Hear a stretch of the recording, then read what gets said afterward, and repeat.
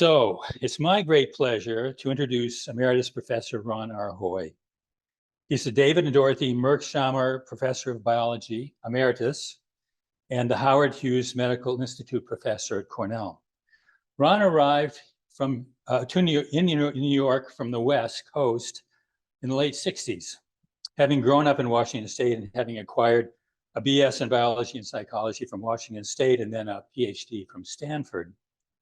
After a brief stay at SUNY, Stony Brook, he joined Cornell's Department of Neurobiology and Behavior in '73.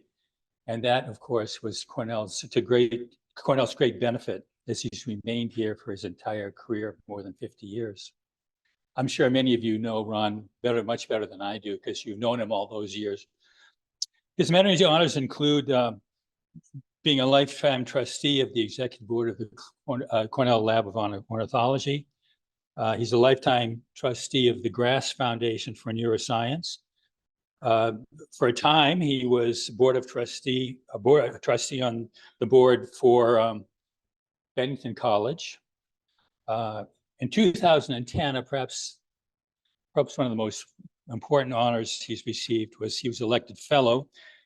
He was elected fellow of the Academy of the Arts and Sciences, which I gather for scientists is really one of the great honors of a scientific career. I think of Ron as a complete academic. While Ron is an emeritus professor, he continues to teach, advise graduate students, and maintain a lab with postdocs. His long career, in which he's collaborated and inspired many colleagues within and without Cornell, includes people like Ron Miles at Binghamton, where Ron's interest in spiders and spider webs have yielded developments in state-of-the-art microphones and new hearing aids. His breadth of interest is amazing, and that's exactly how I met him. I find him to be a true polymath. While his disciplinary focus is in neurobiology, his interests range across a broad spectrum. The brain, of course, music cognition, bioacoustics, among many others. He's taught all levels of Cornell's undergraduate and graduate programs. He currently teaches an introductory program with lecturer Annie Lewandowski called Music in the Brain. And yes, Ron has even ventured into administration as the chair of the department twice and an associate dean in the College of Arts and Sciences. His research grants notably have been of long standing. So for example, his NIH grant, Comparative Neurology and of Hearing, was continuously supported for 44 years.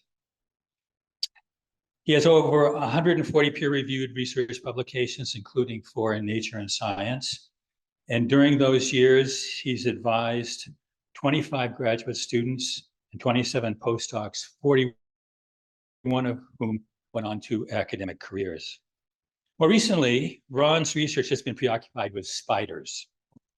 And in 2017 to 2020, he had an NS grant with Dr. Beth Jacobs from the University of Mass Amherst entitled Vision and Selective Attention in Jumping Spiders.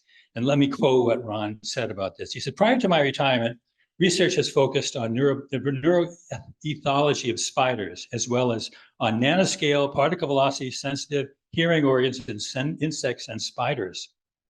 The first single unit recordings from the brain of jumping spiders was published from our lab in 2014. Can you imagine?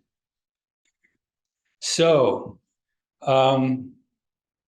I must say that if you get Ron talking about spiders, he can go on forever.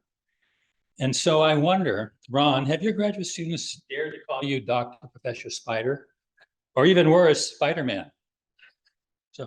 So with that, let me welcome Ron to the podium for his talk on the natural history of human memory, making and keeping it and losing it.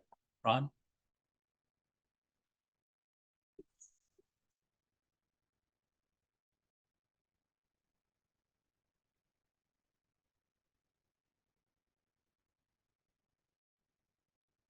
Well, that was, where did you find all that stuff? Okay, I'm going to give a lecture on memory, so just forget the last 5 minutes. All right, want to point out that my research has been on comparative hearing, but for the past, I'd say 20 years, in my undergraduate teaching, my focus has been on the subjects of cognitive neuroscience, uh, learning in the brain in humans. However, along the way, I found that my colleagues and I have found that jumping spiders also learn very well, have a great selective attention, and have a wonderful memory. So I'm trying to humanize spiders. However, I don't want to humanize them so much that they come under protocols where we can no longer work on them.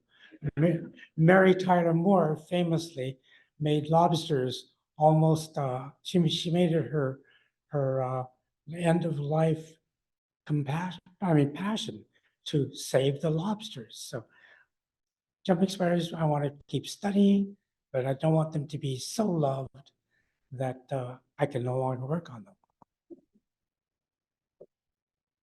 Okay, now today's subject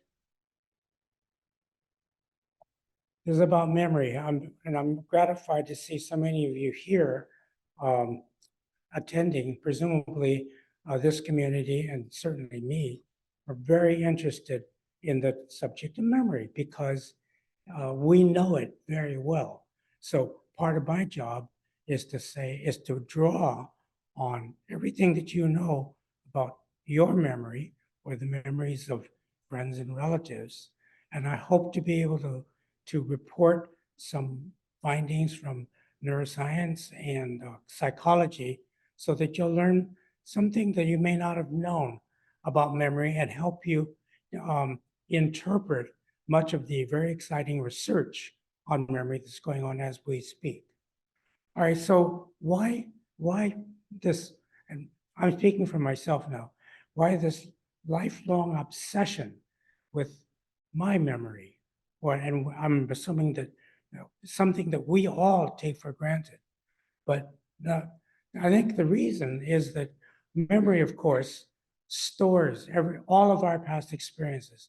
Now, not everything you've been exposed to, because we select what we try to put into long-term memory, sometimes successfully, mostly not.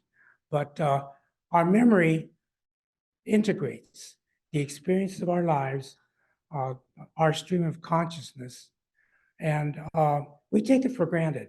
So we all take our memories for granted. Maybe I less so with the past few years, until we start to lose it. Why? Because memory disintegrates. So its job when we were younger was to integrate experience of life.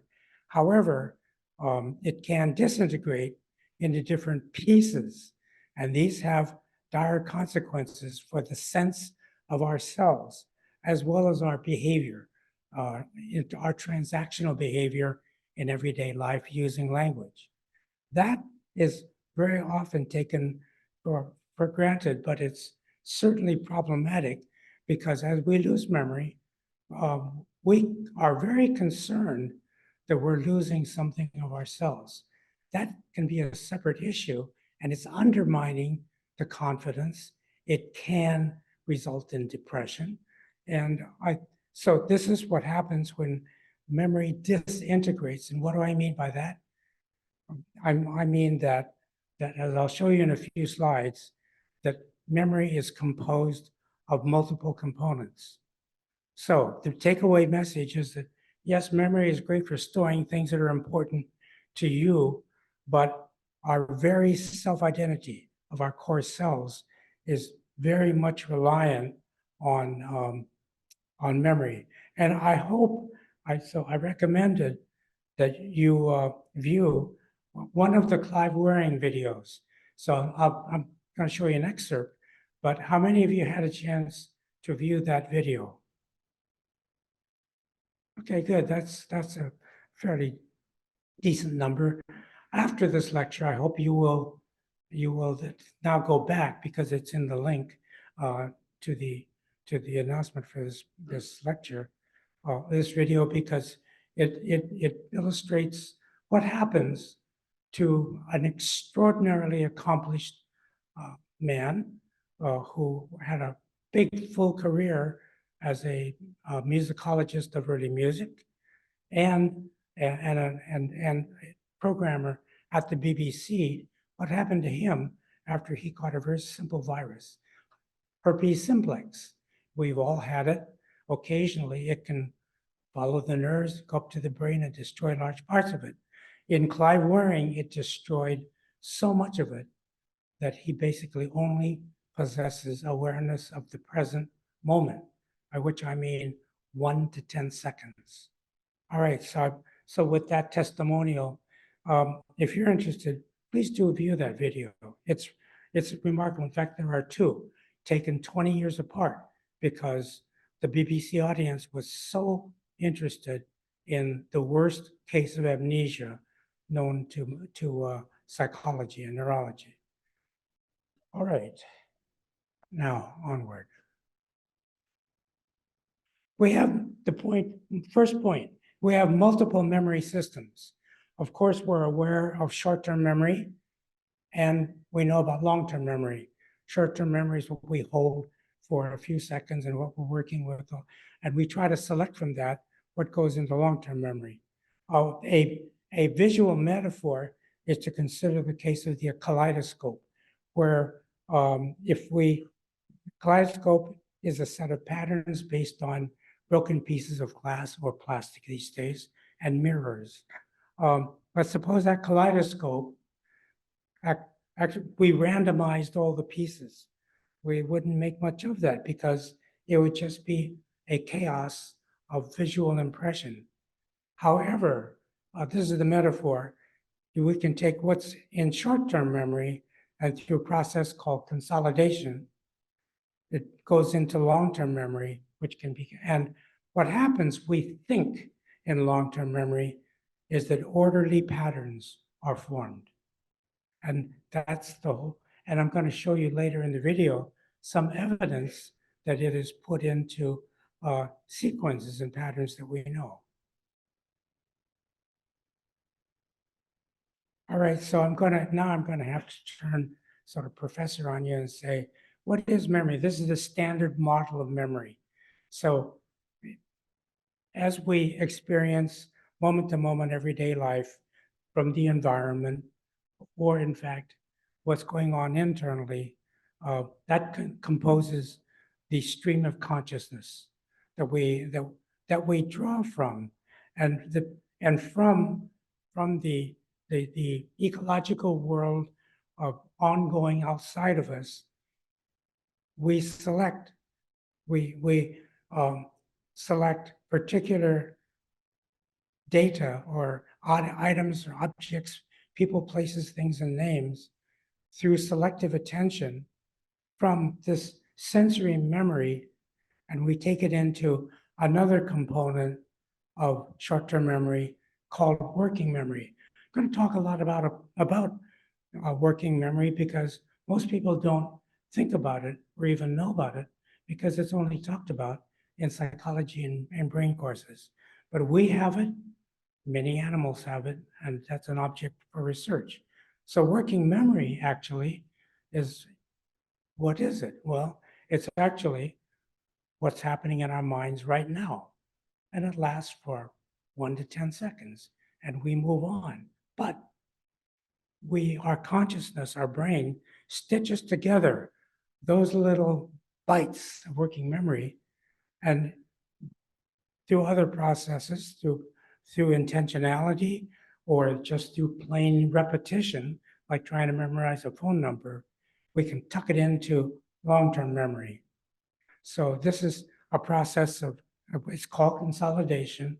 Simple word, covers many, many processes we don't understand yet. But we certainly know what happens because we can break that process. And once in long-term memory, we retrieve it. Where do we put it?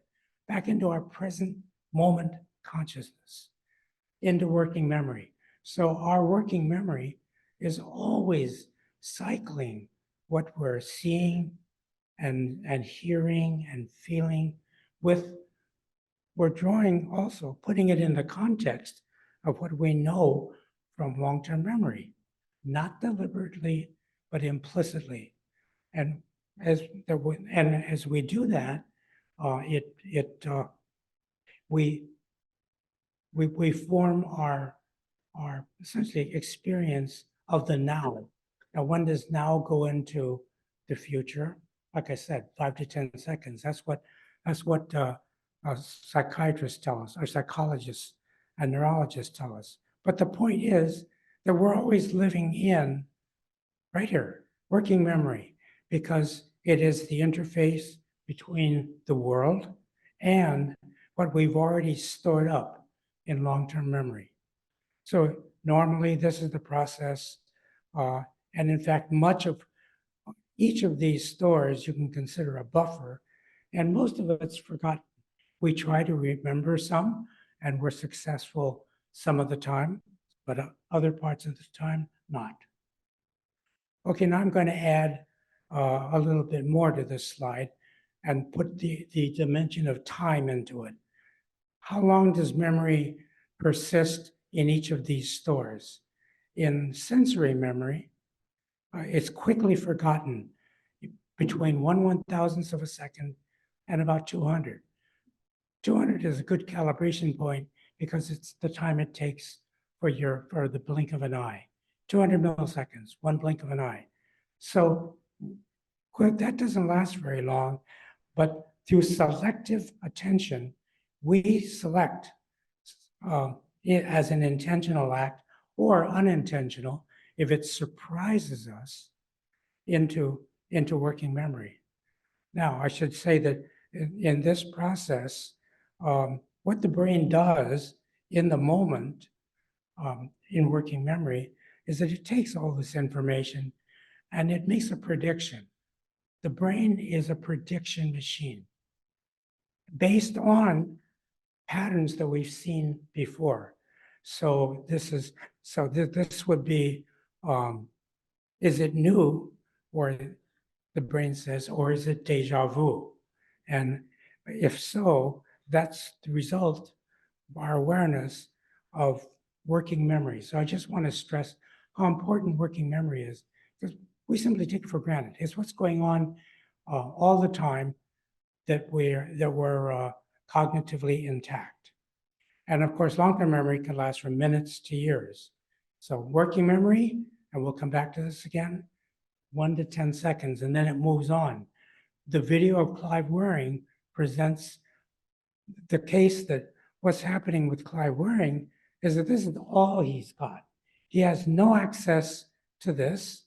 He certainly has access to the environment.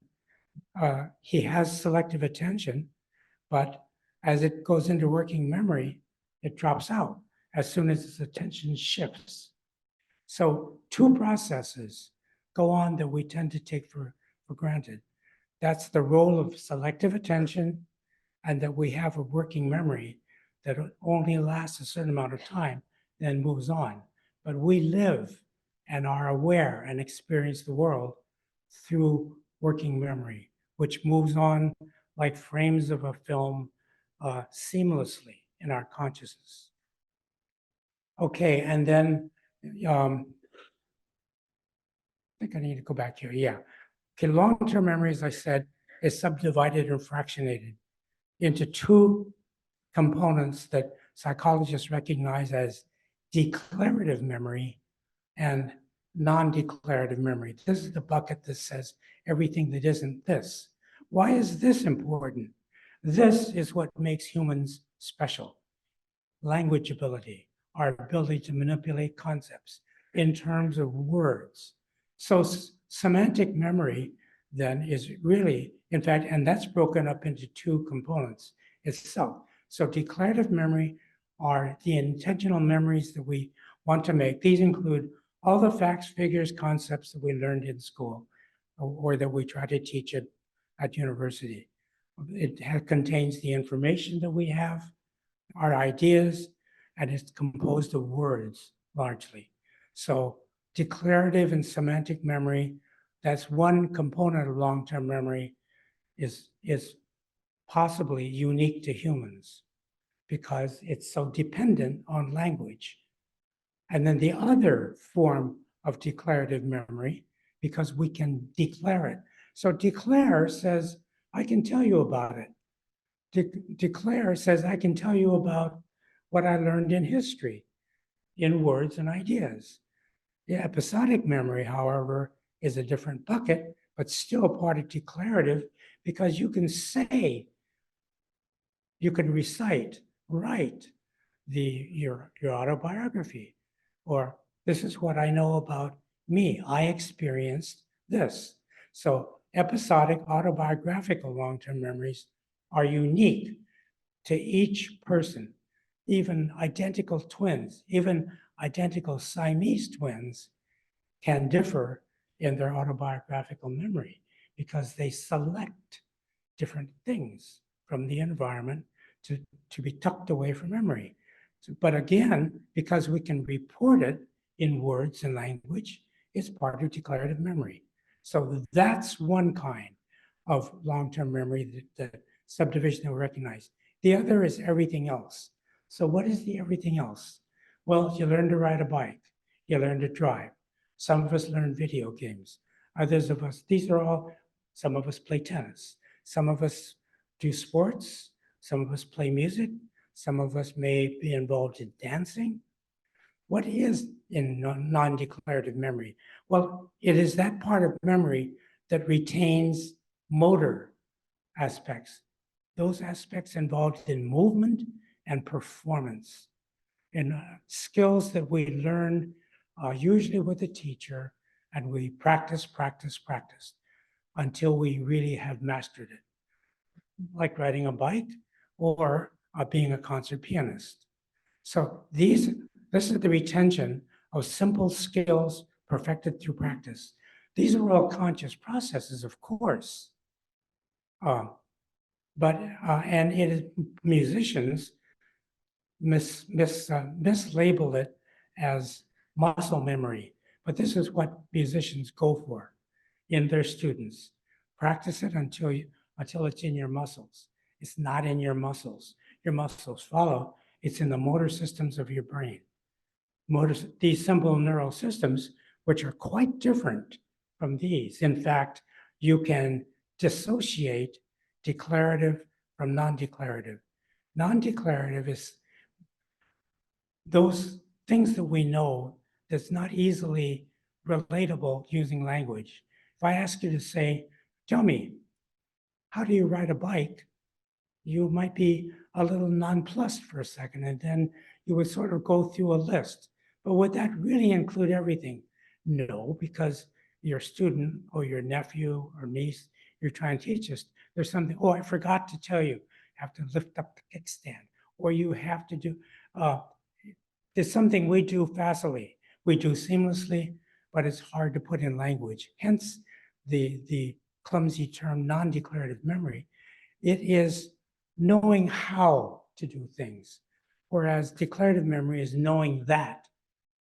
In knowing that, you use language to describe how you know that. But in non-declarative memory, these skills that we've learned, it's hard to put into words. As they say in Nike, just do it. And that's the point. Okay, now this is the sort of slide that everybody hates, even in my classes, but you can fractionate long-term memory into, so I'm simplifying this into the realm of words. It's language coded, and it's knowing that. It's divided into semantic memories. It's what we've learned, and it's what we've experienced. But it's kind of experience that we can describe. Like you can say, where were you at 9/11? Well, we can, because we experienced that. Some of us, like me, where were you on November 22nd, 1963? It's the day Kennedy was assassinated. You sort of know where you were, and you can describe. So that's, but we can recite that, and we can write it down. Hence, episodic memories is an autobiography. We use words to tell us about it. The other part of memory is actions, knowing how to do something. These can be divided into procedural skills and everything that the advertising world tries to put into our heads through conditioning, through jingles, and falls into the realm of conditioning, classical conditioning and operant conditioning. If you don't know them already, it's not that relevant. Point is that the advertisers especially don't want you to be aware that this is happening, but we do. This is how we gain superstitions, in fact. You walk under a ladder and you fall and break your leg. And you might think a couple of times about walking under ladders again, or where something may fall. We learned it implicitly, but it comes under the category and the bucket of long-term memory, implicit, because you don't use words in essentially performing what you know. You just do it. Okay, I'm not going to talk about this at all. These are the parts of the brain that are involved, and I really can't get into that. All right, so do you lose yourself when you lose your memory? And that's why the Clive Wearing video is relevant, because what he's left with is just what's going on in the present. He cannot remember his past, nor can he make new memories of what just happened 5 seconds ago. When attention switches to something else, it resets a new working memory, and he forgets what happened just 5 seconds ago. Well, that means he can no longer learn new things, and in particular, declarative memories, because they are his experiences and what he knows. So you can ask him, well, you know you're a famous musician. He said, oh, no, of course not. I don't know that's happening. But somehow he knows he has sons and a daughter. Somehow he knows certain things from his life, but he denies it unless you talk about it a little bit. However, when you set him down in front of a piano with music, he can just rip it off and perform it. And then when it stops, say, well, what am I doing here? Who brought me here? He doesn't know that he just played the piano. He doesn't even know that he's playing music that he may have even written himself. So that's a dissociation, a dramatic one, of declarative from non-declarative memory, because one involves skills, the ability to perform an instrument, and the other using words to describe your own and learned experiences. So Clive Wearing is left in the 10-second present. That's it. But the one thing that he knows for sure is that he is married to his wife, Deborah, and that he loves her very much. And that's what he knows. In her presence, he lights up. He becomes himself again, but not the musician Clive, nor the Clive that was married before. And I'm going to show you. Okay, so Deborah Waring, and some of you, I find this whole case so compelling. She wrote a book called Forever Today, in which she describes her 20-some years of marriage to Clive Wearing and what it's like to be married to somebody with this condition. That's the book. You can find it on Amazon for a few bucks. Oliver Sacks, whom some of you know because he was a A.D. White lecturer at Cornell 15 years ago, and he gave 2 or 3 memorable lectures here, and died maybe about 8 years ago. He wrote a series of spellbinding books on mind and brain, one of which was called Musicophilia, and he was particularly interested in Clive Wearing because Sachs is very interested in music himself, and because they're both English, it was easy for him to visit. So I'm going to play you a little bit of Sachs talking about from his book, Clive Wearing. One of the tales in Musicophilia concerns Clive Wearing, who was a very eminent musician and musicologist in England until he was struck in 1985 by a terrible form of encephalitis, so-called herpes encephalitis, which destroys most of the temporal lobes of his brain, and in particular caused a profound amnesia, a profound loss of autobiographical memory. When this happened to Clive, this was absolutely devastating. It seemed to be the end of him. But then his wife, he'd been married just 3 months before this. His wife was also a very good musician who was sung in the choir which Clive conducted. His wife discovered that Clive's musical memory or his powers of musical performance were absolutely untouched. He was able to sing, he was able to conduct a choir, he was able to conduct an orchestra with great sensitivity, and it appeared as if he was musically totally intact. Although within 10 seconds of conducting the choir, he'd have no memory of it.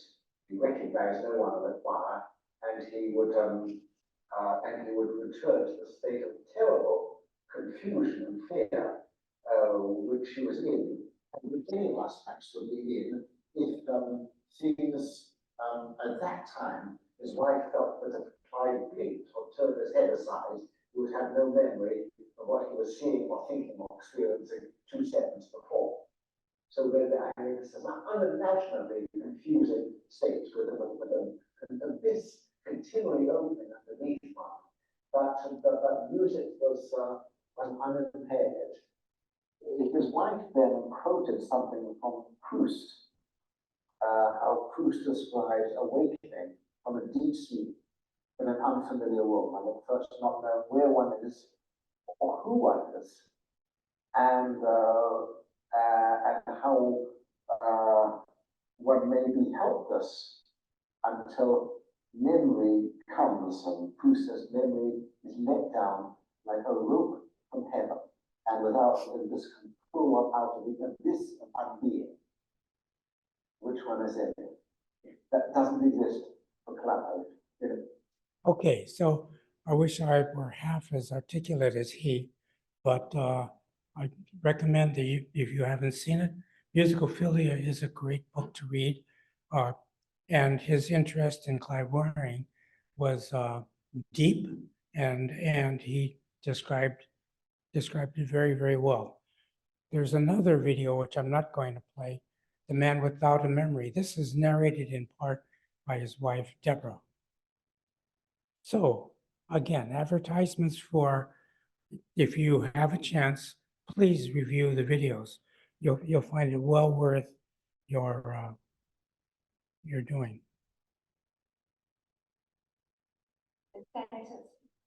Okay, so what did Clive Wearing lose? Clive Wearing has anterograde and retrograde amnesia. That means he can make no new memories, and he cannot remember memories from the past. So that's retrograde and anterograde. So that's what is meant. So in Clive's long-term memory, he doesn't know that very much. But in fact, if you watch the video, he can do amazing things, but he's not aware of it. And because what's spared is non-declarative or procedural memory, knowing how to do things. He loves to play games. He loves crossword puzzles.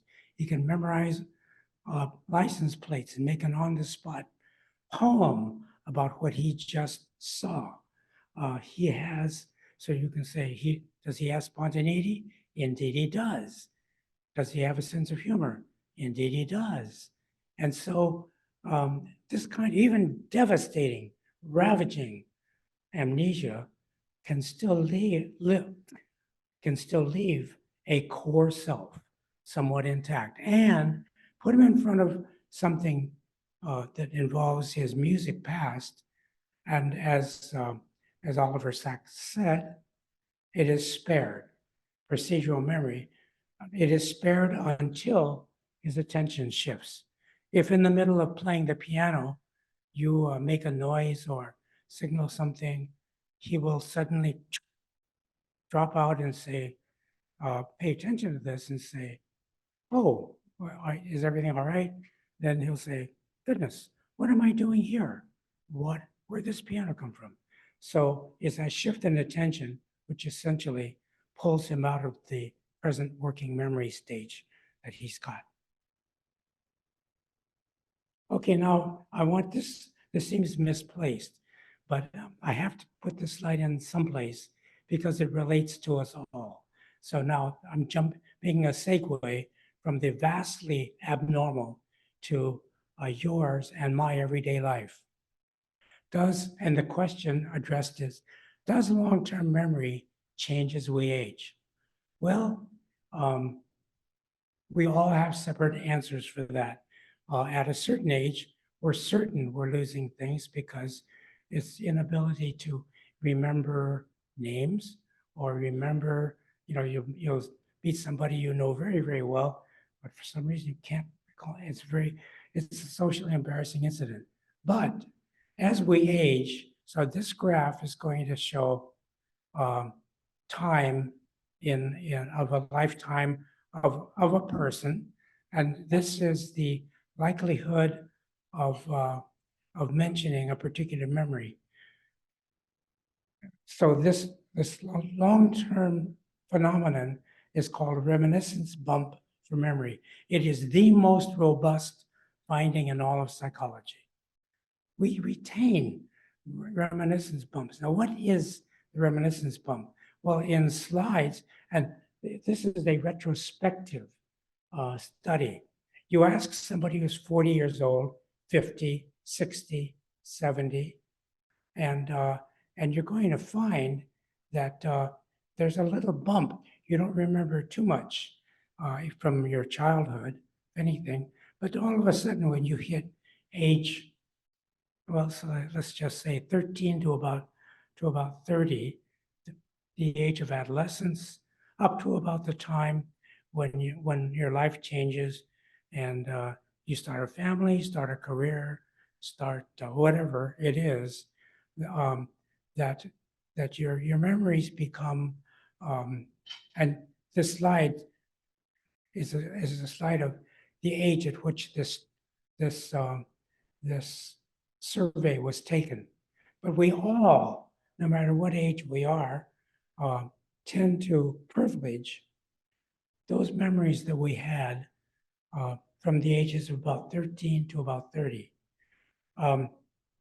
It's been well studied for music, including by Carol Krumhansel from our own psychology department, who retired just a couple of years ago. She wrote a very interesting paper on the reminiscence bump of her students, and then of older people. And no matter what the age, you have a fondness for the music that you experienced during those golden years when we experienced our firsts in many domains. And those tend to stick. And they can be used, taking advantage of this can be used in present day Alzheimer's therapy. You just have to know to ask the person, well, how old are you? Now you project back to that person's age at between 13 and 30. And now you play music from that period.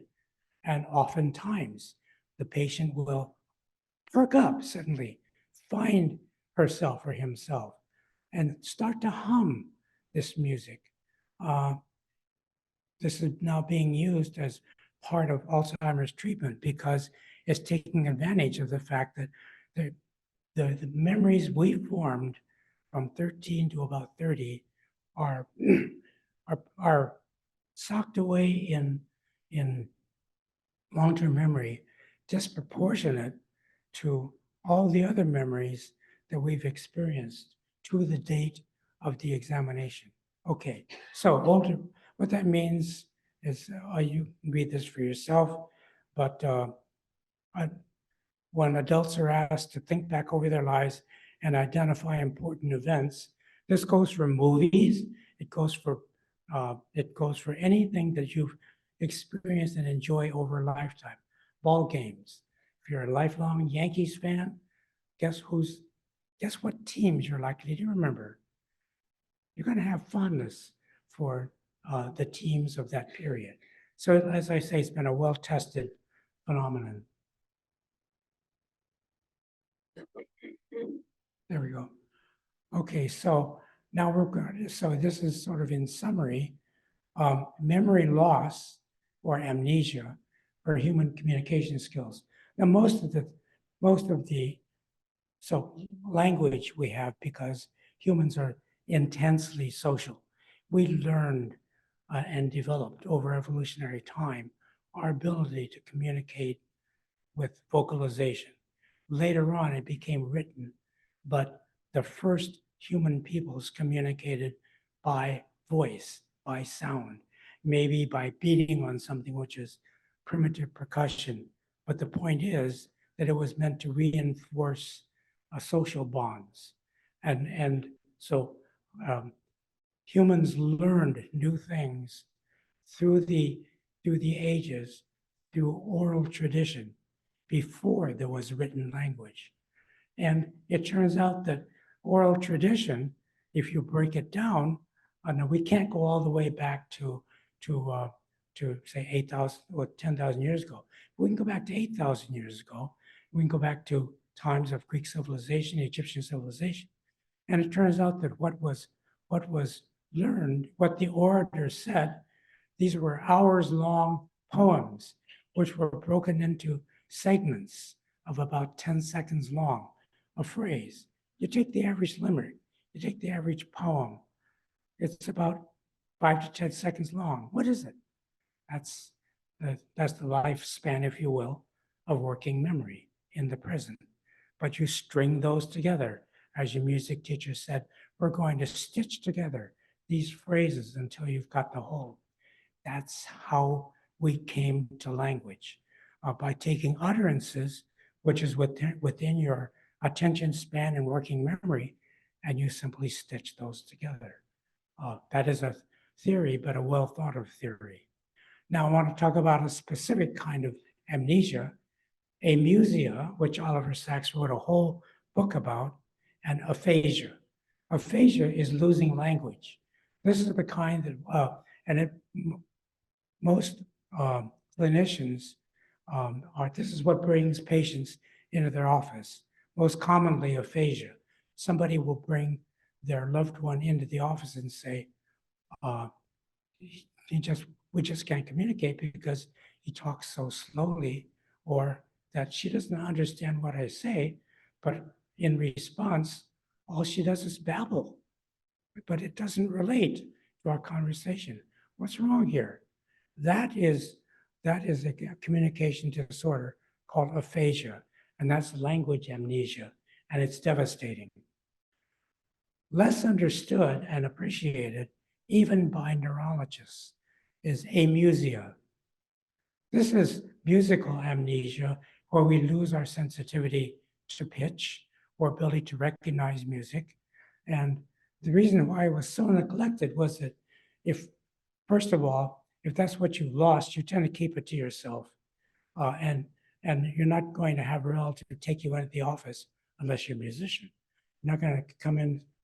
In fact, what the neurologists of the 1990s would say is, you're lucky. Your music, well, but you still can speak. You've got language, so you're lucky. It wasn't studied until the, say, turn of the century, maybe a little before. And that's amusia. Now that's interesting because whoops.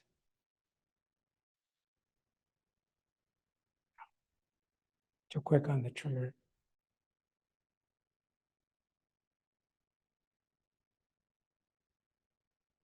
Okay, the most common form of stroke that comes into neurologists, is brought to a neurologist's attention, is a stroke, a blood restriction or a blowout of a blood vessel in the medial central artery.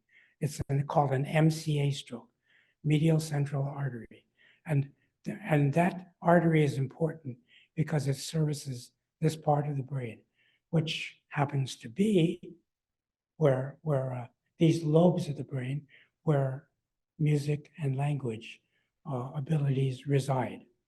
Okay, so, but what neurologists have found is that, and going all the way back to the 1800s, if that stroke affects the left side of the brain, the patient usually gets aphasia, you lose language. If that stroke happened on the right side of the brain, affected the right medial central artery, you tend to get amusia. So we have a lateralization of function which dissociates the ability to understand language and the ability to understand music. Now, musicians do, and reported, they were among the first person to report this loss, amusia, because of course it affected the quality of their lives, not to mention perhaps their profession. But so the point is that I don't want to go too much into the physiology here, but the point is that these centers of the brain that are involved in speech are very similar to the parts of the brain that process music. Now, music began as a vocalization.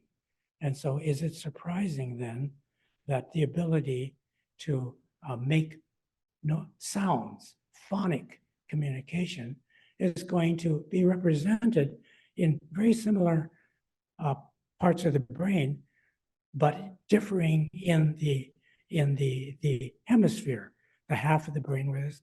Now that happened over long evolutionary time, but that is a very interesting finding for those of us interested in evolutionary biology. And I want to show you, I think I have time for this, memory savants.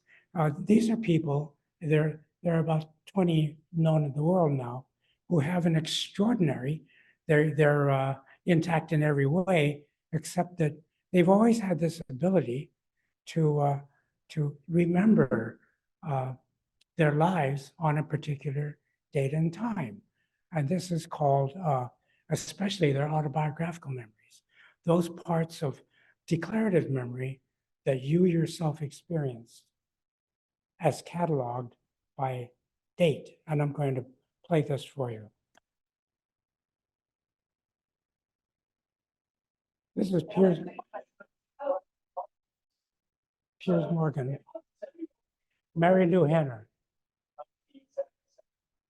Oh, okay, August 16th of 1977. I was just flying back from Las Vegas. My boyfriend at the time, Lloyd Allen, was performing there in Vegas at the Aladdin Hotel. I was flying back and I was driving from the airport, and I found out that was a 77, that was a Tuesday, and I heard on the radio that Elvis Presley died.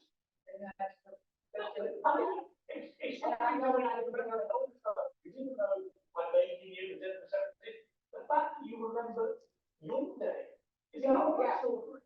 No, and I remember I ate the night before. I remember that weekend. At one point, he finished show Grease, and the little the cars and recycling went off, and there was so much stable. I mean, like all of a sudden, everything starts flooding. Okay, so that is a short clip which you can also, I guess I will put on the web because I didn't, but you may be interested in this. Mary Lou Henner, most of us in the room watched the series that she starred in, which embarrassingly I can't remember right now. Can anybody tell me, Mary? Yes, that's right. Okay, good. Well, she has this highly superior autobiographical memory. And she can remember every day of her life, but she describes it in an interesting way. She says, "Oh, you give me the date," and I go, "Oh," comes up, and she reads out. This implies that some part of episodic memory is a linear process that is ordered in the brain somehow, and it's as though you have a computer which, when given a date, it tracks back over years to that date and time and opens up your life on that day. We want to know how that happens. We don't know yet. These people have been brain imaged. But we can't do experiments on people, of course. But this is something that a few people in the world can do. And it's for her, it's a blessing. For others who have it, it's a curse. Does this memory make you a better student? The answer is no. The first person who ever had this reported that she was a terrible student. And in fact, she couldn't hold jobs because she kept being dragged down by these memories. And so for her, it was a curse. So it does not transfer to other realms of your life. It does not make you a better student, a better business person. Yet it's an extraordinary ability in a particular part of memory, episodic memory, in particular autobiographical memory. And that's how we come to know that memory can be fractionated in so many ways that people self-report to a neurologist, or their friends say, "You've always been able to do this." So Mary Lou Henner contacted a psychologist in University of California, Irvine, and he started studying these and found that right now there are about 20 people in the world who have this ability.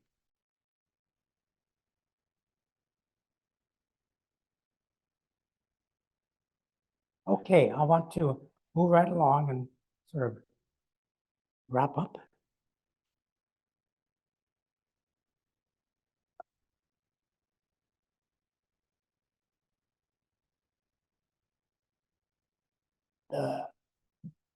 I wanted to advance.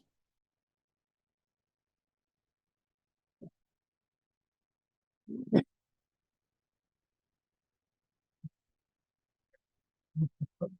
want to go back to my presentation.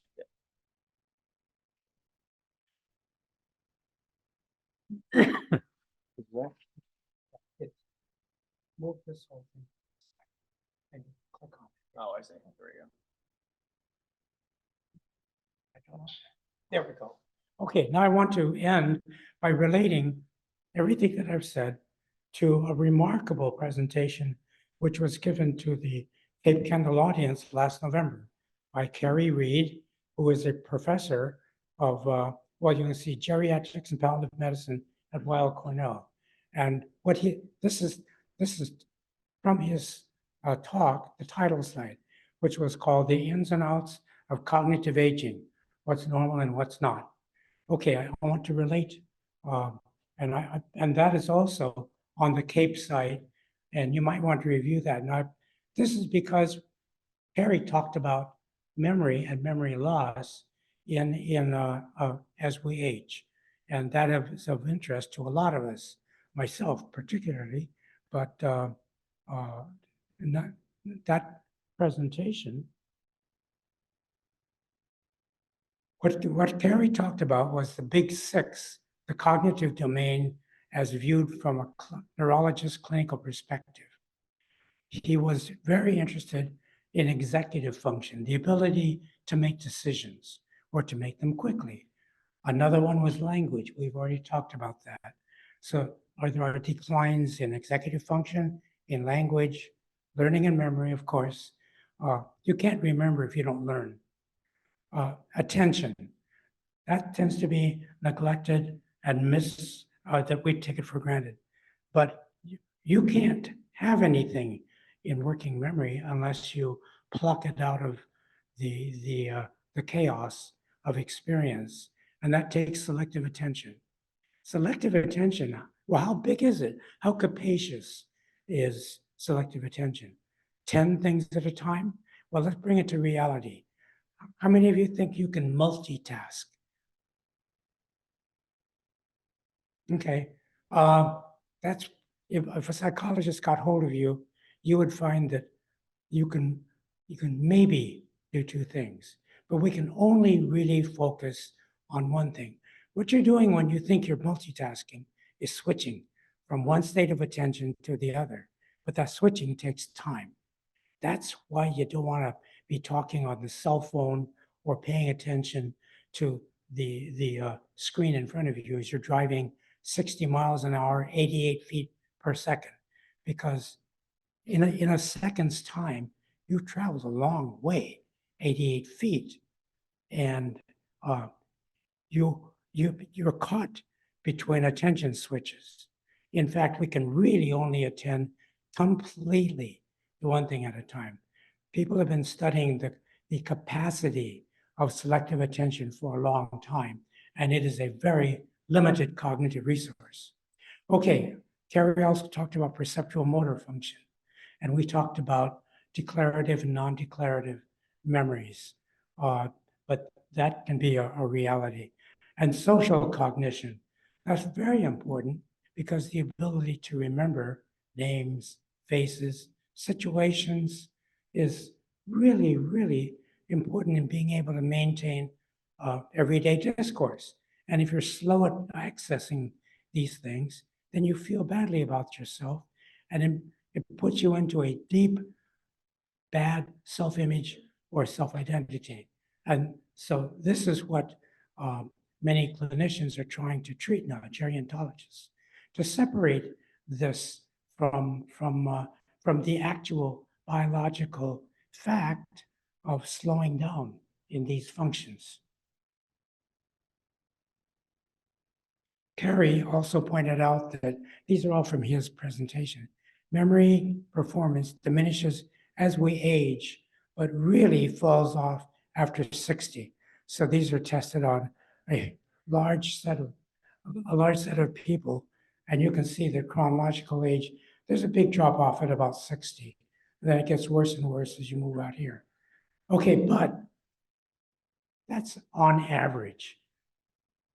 If you look at individual cases, there's great variability within and among individuals. This is the mean, and this is one standard deviation below, one standard deviation above. And look at all these people above the average. What are they doing different? And Carrie's pointed out, there are strategies you can do. Stay active, learn new things, exercise, watch your diet. But these extremely high performers out here at 90, so there are groups in neurology that are now studying a group of people called super agers. Super agers because they're performing far, far above their chronological age, way beyond their job description. And they're being studied with the tools of neurology, such as they are, mainly fMRI and imaging, which doesn't tell you an awful lot yet. We're looking for AI-assisted tools using systems data science to tease out data that we have right now, which we can record, like the EEG. And hopefully we will learn the strategies that these people have to our everyday lives. And I think there will come eventually a best practices, but only if we separate the sense of self from performance of memory, because one contaminates the other. These people would say, oh, I'm 90? Okay, well, I'll just roll with it. I'll take whatever. So that's a good attitude. Whereas people down here, oh my God, I'm 85. I just had an embarrassing conversation. What does that do? It starts a spiral of self-pity and self-loathing and fragmentation and loss of sense of self. That's why memory and sense of self are very importantly linked in our lives. And with that, this is a Carrie slide talking about the domains that work in concert that help us do these things. And then he talked about strategies for dealing with it. And that's the end of my talk.